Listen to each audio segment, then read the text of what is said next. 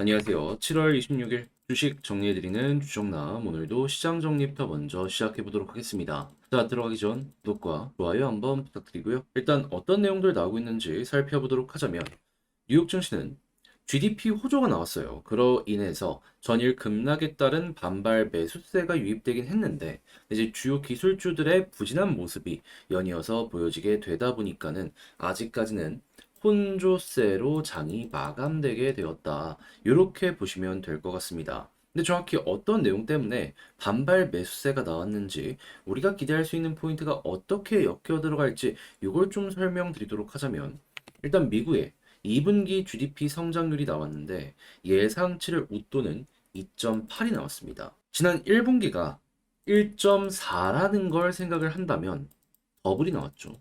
시장 예상치도 2.0이었기 때문에 예상 이상으로 현재 미국이 강한 모습을 보여주고 있구나. 이걸 다시 한번 느끼게 된 순간이라고 볼 수 있고 그러다 보니까 일부 지표가 꺾이는 상황에도 기본은 튼튼하기에 골디락스. 이에 대한 기대감이 굉장히 커지는 상황이다. 이렇게 볼 수 있겠습니다. 이 골디락스가 뭐냐?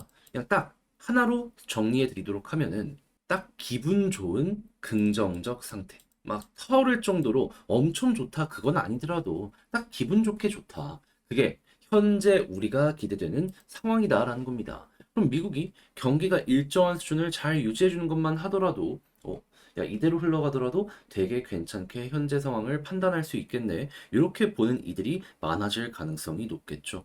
자, 근데 만약에 경기가 안 좋았다면 이제 7월 달 금리 인하가 바로 진행이 되었을 텐데 근데 이제 이게 좀 좋은 모습이 보여지게 되다 보니까 7월에 대한 이야기는 쏙 들어가게 되었고 이전에 꾸준하게 나왔던 9월 관련된 인하 가능성은 지금 거의 확정적이다. 이렇게 볼 수 있을 것 같습니다. 그래서 전 세인트루이스 연은 총재 같은 경우에는 이번 달에는 힌트를 주게 될 것이다라고 이야기를 한 걸 볼 수가 있는데 이 힌트가 잘 작용을 한다면 이번 FOMC 끝나고 나서부터 9월을 준비하는 움직임이 확실하게 나타나지 않을까. 그럼 이제 9월 달, 이 금리 인하에 대한 확률이 현재 100%가 잡혀 있는 상황인데 이게 가격에 이제 선반영이 본격적이 되기 시작을 한다면 과거처럼 이제 그동안 소외를 받고 올라가지 못했던 이러한 종목들부터 시작을 해가지고 쭉쭉 다시 한번 머리가 들리는 모습이 보여지게 될 수 있을 것이고 그러면 이것 때문에 많이 물려 있으신 분들이라면 탈출할 수 있는 기회가 순차적으로 나오게 될 것이다. 이렇게 볼 수 있겠죠. 그리고 이전부터 꾸준하게 이 월가에선 얘기가 나왔습니다. 첫 금리 인하가 가장 파워풀할 가능성이 높을 것이라고 단타하시는 분들도 이 기회를 잘 좀 잡아보셨으면 좋겠네요. 근데 저라면은 여기서 먹고 나오고 끝이 아니라 그 다음 스텝까지 밟아갈 것 같아요. 왜냐하면 결국 금리 인하는 호재고 호재가 나오면 꾸준하게 올라갑니다. 그러니까 우상향이 잡힐 가능성이 높다라는 거예요. 그랬을 때 올해 12월 달 금리 인하에 대한 확률을 한번 살펴보게 된다면 두 번 금리 인하할 확률은 현재 몇 프로 이야기 나오고 있다? 지금 이게 어떤 오류 때문에 잘 안 나타나고 있는데 두 번 금리 인하할 확률 지금 90% 넘어서고 있고요. 그리고 세 번 금리 인하할 확률 50% 넘어서 있는 상황이다. 이렇게 보시면 되겠습니다. 아니 이게 갑자기 왜 오류가 뜨는지 모르겠는데 지금 9월로 갑자기 이렇게 고정이 돼버렸네요. 요거 시카고 상품거래소 페드워치 들어가시면 나중에 이제 이거 풀렸을 때 제대로 확인할 수 있으니까 여러분들 이 부분 잘 참고를 해보시면 이 역시 좋을 것 같고 그럼 금리 인하가 계속되면 될수록 결과적으로 생각했을 때 꾸준하게 어떤 모습이 보여줄 수 있을 것이다. 자연스럽게 이 전 고점이 꾸준하게 돌파하면서 우상향하는 모습이 보여줄 수 있게 될 것이다. 그리고 올해 연말뿐만 아니라 내년까지 봤을 때 현재 5.5에서 3% 언더까지 떨어지게 될 수 있다라는 얘기가 들려오고 있기 때문에 현재 위치에서 이게 정말로 시장의 주류로 떠오르게 된다면 현 위치 기준 25bp씩 11번의 금리 인하가 진행이 될 수 있다는 건 감안을 해주시면 이 역시도 매매 이 전략 구성을 짜시는 데 있어서 굉장히 큰 도움이 되지 않을까 싶습니다. 자, 이제 현재 국제유가 WTI 기준 78.28달러로 플러스 0.89% 상승 마감하였고요. 채권은 혼조에 달러는 강세에 금 가격은 하락 마감하게 되었습니다. 자, 여기에서 이제 그러면 우리가 추가적으로 보면 좋을 부분이 뭐가 있는지를 살펴보도록 하자면 자, 일단 중국도 계속 눈치 보고 있었죠. 왜냐하면은 미국 금리는 고금리인데 자국만 떨구면은 위안화의 가치가 쭉 떨어지게 될 테니까. 그런데 미국에서 어느 정도 액션이 잡히자마자 자, 중국의 1년 MLF 금리 깜짝 20bp 인하했습니다. 돈 풀기 시작을 했다라는 것이기 때문에 중국 관련되어 있는 업체들 같은 경우에는 다시 한번 실적이 살아날 수 있습니다. 그동안 중국에 영향을 너무 많이 받아가지고 실적이 떨어졌던 종목들의 V자 반등 이 내용과 함께 엮어서 보시면 정말 좋을 것 같고요. 그리고 이 미국이 계속 떨군다라는 얘기가 들려오게 되다 보니까 엔화의 가치 요거 이제 다시 올라올 때가 됐잖아요. 하다 보니까는 엔화 가치가 차근차근 이제는 반등하는 이런 부분을 생각을 하시면서 한국 쪽에서 일본이랑 경쟁하는 업체들 또 한번 머리가 들릴 수 있을 것이다 라는 관점으로 이 내용도 해석 한번 해보시면 좋을 것 같습니다. 자, 그리고 AI 관련해서는 꾸준하게 좋은 소식이 들려오고 있는데 테슬라부터 시작해서 구글 등등등 새로운 무언가를 꾸준하게 발표하고 있는 상황이죠. 그러면 반도체에 대한 사용량은 증가를 할 수밖에 없을 것이고, 그러면, 여기가 확실하게 돈이 되는 상황이구나. 요거 다시 한번 여러분들 느끼시면 되겠습니다. 그러니까 최근에 이 올라갔다 떨어진 요 모습이 보여지긴 했지만, 실질적으로 매출이 찍히기 시작을 한다면 다시 한번 반등할 수 있기 때문에 이거는 소외를 시키면 안 된다라는 거예요. 자, 그리고 이런 상황에서 한국이 그동안 이미지 센서 쪽에선 되게 약한 모습을 보여주게 되었는데, 삼성이 26년 아이폰용 이미지 센서를 공급할 전망이다. 이렇게 발표를 했거든요. 이거 독점을 깬다. 소니 같은 경우에는 이 플레이스테이션이나 아니면 엔터 쪽으로도 굉장히 높은 평가를 받지만 현재 시가총액이 유지되는 건 이 이미지 센서인데 그걸 한국이 일부 파일을 빼앗아 올 수 있다. 이렇게도 볼 수 있기 때문에 이것도 어떻게 보면 엮여있는 종목들의 또 한 번 펌핑이 나올 수 있는 핵심 이슈 중에 하나다. 이렇게 보시면 될 것 같습니다. 이게 어떻게 보면 향후 또 삼성전자의 덩치가 커지는데 굉장히 큰 역할을 하지 않을까 싶네요. 자, 그리고 이렇게 AI부터 시작해서 각종 전력기기의 사용이 증가할 것으로 예상이 되다 보니까 자연스럽게 원적부터 시작을 해가지고 발전기기에 대한 니즈는 커질 수밖에 없겠죠. 체코뿐만 아니라 폴란드 등등등 얘기가 꾸준하게 올라오고 있기 때문에 이 부분 역시도 최근에 좀 조용했다? 다시 한번 머리 들릴 일 얼마 안 남았다라는 생각으로 보시면 되고요. 당연히 이렇게 발전 기기가 많아지면은 거기 주변에 뭐 변압기부터 시작해서 전선의 판매량도 증가하겠죠. 함께 보시면 됩니다. 자, 그리고 자동차 같은 경우에도 지금 한국은 굉장히 많이 팔리고 있는데, 근데 이제 이게 픽아웃에 대한 우려가 조금씩 커지고 있거든요. 근데 GDP가 또 나쁘지 않게 미국에서 잡히고 있어가지고 방어가 되지 않을까도 싶은데, 이왕 볼 거라면 이 안에서도 하이브리드나 이런 쪽으로 비중이 커지고 있잖아요. 거기 쪽으로 이제 부품 쪽 엮어서 보는 게 맞지 않나 싶네요. 만약에 여기가 실적이 피크고 점점 빠진다라고 생각을 하게 된다면요. 자연스럽게 주가는 선반영으로 먼저 하락하는 모습 보여주게 될 겁니다. 그래서 이 역시도 지금 당장은 좋지만 약간 분리해서 봐야 될 필요가 있다. 그리고 조선 같은 경우 슈퍼사이클 맞았다라고 얘기 드리고 있죠. 게다가 후판의 가격까지 빠지면서 지금 원가율이 낮아지는 효과도 보여주고 있습니다. 그리고 친환경에 대한 투자를 굉장히 많이 하고 있는 상황이기 때문에 이 선진국들의 기준을 맞추기 위한 니즈가 한국으로 몰려오는 모습이 보여지고 있는데 이게 몇 년은 더 지속될 가능성이 있기 때문에 잘 된다. 그러면 이 높은 가격에서 오랫동안 유지할 가능성이 높다라는 걸 기본으로 수급 맞춰서 한 번씩 튀어 올라가는 거 먹고 나오시면 좋겠습니다. 자, 마지막으로 지금 비만약부터 시작을 해가지고 제약바이오에 대한 관심이 다시 한번 집중되는 모습이 보여지고 있어요. 제약바이오의 특징.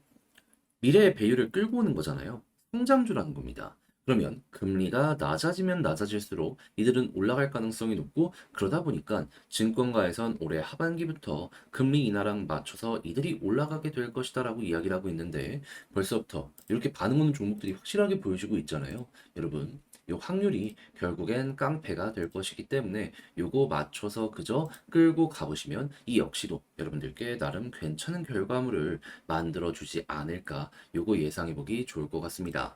자, 이렇게 해서 오늘의 시장 정리 한번 싹 해봤는데 어떻게 여러분들께 도움이 되었을지 모르겠어요. 잘 보셨다라고 생각을 하신다면 구독과 좋아요 한번 부탁드리고요. 지금 말씀드린 건 장 시작하기 전에 텔레그램 공부방을 통해서 올려드리고 이외에도 그냥 공부할 수 있는 내용들 알아두면 좋을 것들 이런 식으로 올려드리고 있으니까 같이 한번 보고 싶다. 영상 소개란에 있는 링크 클릭하시고 이런 것들 하나씩 확인해 보시면 좋겠습니다. 뭐 특별한 건 있는 건 아니고 그저 제가 리포트를 여러 개 읽고 수급 괜찮다 하는 것들 위주로 올려드리고 있어요. 그냥 공부의 개념으로 접근 한번 해보시면 좋겠네요. 자, 그러면 개별 종목 살펴보도록 하겠습니다. 안녕하세요. 제가 이번에 가지고 온 종목은 두산 에너빌리티를 가지고 왔습니다. 자, 어제 영상에서 이 댓글로 이 분할하는 게 악재지 무슨 호재냐 라고 이야기를 하시면서 잘못 알고 있다. 이 말씀하시는 게 있어갖고 제가 좀 설명이 부족했나 싶었습니다.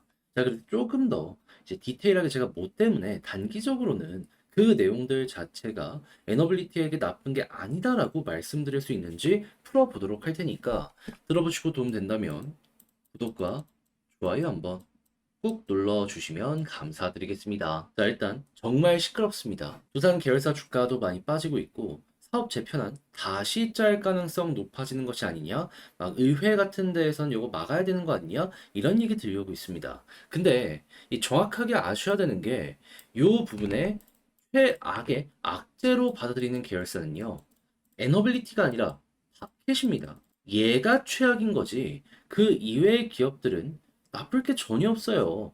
이 주주 하나만 좀 희생을 시킨다면 나머지 주주는 밟을 수 있는 게 이 내용의 핵심이다. 이렇다라는 겁니다. 물론 안 됐죠. 근데 왜 두산 에너빌리티, 우리가 보는 이 종목에게는 문제가 없다라고 말씀을 드릴 수가 있냐면, 기본적으로 구조가 짜여져 있는 걸 보면은 이제 두산이라는 지주 회사가 있고 두산 에너빌리티라는 회사가 있고 요 아래 퓨얼셀도 있는데 지금 보고 있는 이 밥캣도 있잖아요.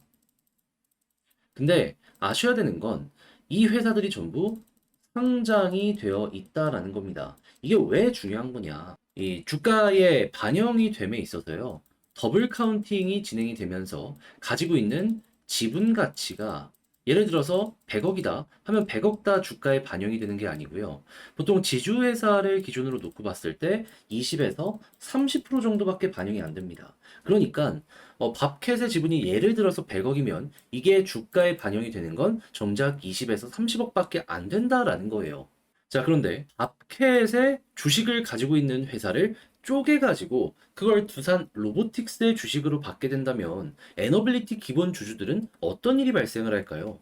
그냥 2에서 30% 정도만 인정을 받을 수 있는 중간 지주 회사의 주식에서 100% 인정을 받을 수 있는 밥캣의 주식을 받는 거나 마찬가지인 이런 일이 발생을 할 수 있는 거잖아요. 로보틱스는 덤일 수도 있는 거고요. 그럼 두산 밥캣의 기존 주주들 같은 경우에는 이게 무슨 난리냐. 내가 가지고 있는 실질적인 자산 가치가 떨어진다라고 해서 좀 안 좋아할 수는 있겠지만 에너빌리티 입장에서는 2에서 30%밖에 인정을 못 받았던 거 100% 인정받고 미래 성장성도 어느 정도 더해질 수 있는 주식이 포함이 되는 거다 보니까는 그냥 넘어갈 수도 있지 않을까? 이걸 확실하게 증거로 볼 수 있는 게 뭐냐 하면 자, 에너빌리티 주식이 12조가 넘잖아요. 그냥 두산 주식 몇 조죠? 2조 8천억입니다. 이게 무엇을 뜻하냐? 그만큼 이 가지고 있는 지분 가치에 대한 디스카운트가 이런 식으로 이루어지고 있는 상황이라는 겁니다. 그래서 이거 올려받는 것만 하더라도 제가 생각을 했을 때에는 분할 상장된 이후에 좀 조정이 나올 수 있어도 그 전에는 이런 것 때문에라도 올라갈 가능성이 높지 않을까? 이렇게 생각을 했다라는 거예요. 물론 그동안 뭐 로보틱스의 가치가 급락을 한다든가 필요 이상으로 악재 같은 것들이 나오게 되면은 그러면 이제 심리적으로 좀 쫄릴 수도 있겠죠. 하지만 로봇은요, 지금 한국의 대기업들이 가지고 있는 기존 회사를 팔아서라도 투자한다. 이런 얘기가 나오고 있는 업종이고, 지금 두산 로보틱스 같은 경우에도 나오고 있는 실적 대비로 놓고 봤을 때 엄청난 시가총액을 유지하고 있습니다. 과거 2차전지, 양극재, 막 이런 애들 되게 높은 가격을 유지했던 것처럼 이쪽도 그런 식으로 봐야 되지 않겠냐 싶은 거죠. 그리고 잘 모르시는 부분이 있을 것 같은데, 두산 로보틱스는요, 전 세계 협동 로봇 이런 쪽으로 놓고 보더라도 탑티어 중에 하나입니다. 제가 알기로는 탑3인가? 그 안에 이 회사가 들어가고 있는 걸로 알고 있어요. 그 부분을 좀 참고를 하신다면은 그러니까 밥캣 주주분들 입장에선 진짜 안 좋은 거 맞거든요. 이건 다시 한번 말씀드립니다. 밥캣 쪽은 안 좋아요. 근데 에너빌티 입장에서는 뭐 그렇게까지 썩 나쁠 게 있나. 자, 그래 가지고 제가 이전에 이제 영상에서 제대로 말씀 못 드렸던 인적 분할 관련 이슈 전에 에너빌리티는 오히려 좋을 수도 있지 않나라고 말씀드렸던 부분의 핵심이 요거다. 라고 기억을 해두시면 되고, 자, 그럼 이제 이런 상황 속에서 반등을 위해 우리가 봐야 되는 게 뭐가 있는지를 살펴보도록 하면, 역시나 수급, 외국인이 최근 조정이 나왔을 때 굉장히 많이 매수했고, 어제는 시장이 무너져서 이것 때문에 한번 더 빠지게 된 거잖아요. 근데 꾸준하게 여기에서 수급이 들어오면 얘는 외국인 수급을 통해서 딛고 올라간 전적이 많았던 종목이기 때문에 자연스럽게 바닥이 잡히는 거 생각을 해보시면 되고요. 그렇게 한 다음에 박스를 그리고 여기를 딛고 올라가는 모습이 보여지게 된다면 조금 더 떨어지더라도 어떻게든 여기를 회복하면은 다시 한번 이제 올라갈 수 있는데, 그때 여러분들이 핵심 구간으로 짚어보면 좋을 부분은 여기 21선이 되겠습니다. 그런 다음에 21선을 딛고 올라가면, 그러면 보통 볼린저 하단 찍고 중앙선 돌파했을 때 상단까지 자주 갑니다. 여기를 1차 목표로 잡으시면 되고, 만약에 맞고 떨어진다? 정리. 만약에 돌파한 다음에 자리 잡는다? 그러면 한 번 더 이런 식으로 올라가는 걸 생각하시면 되겠습니다. 그리고 나서 이제 구간을 생각을 하면은 제가 봤을 때는 23,500원에 아직 물려있는 개미들이 좀 있거든요.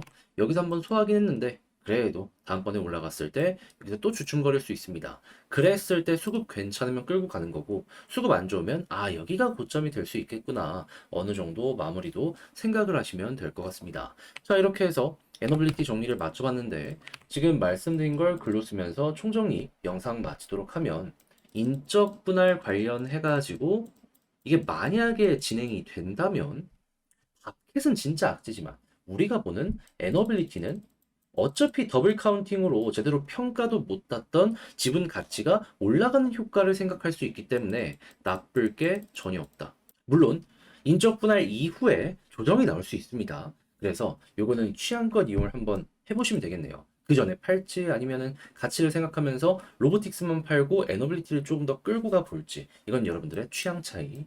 두 번째 같은 경우에는 수급은 외국인 위주로 보시면 되고, 지지라인 같은 경우에는 현재 박스권이 가장 중요하며, 여기에서 이제 21선 돌파하면 볼린저 상단을 목표로 하는데, 돌파 못하면 조정이고 돌파하는 모습이 보여지게 된다면 23,500원 아래까지 보도록 하자. 자, 이렇게 말씀드리며 오늘 영상 마치도록 하고요. 제가 말씀드린 이러한 내용이 여러분들께 조금이라도 더 도움이 되길 바라며, 전 다음에 더 좋은 영상으로 다시 인사드리도록 하겠습니다.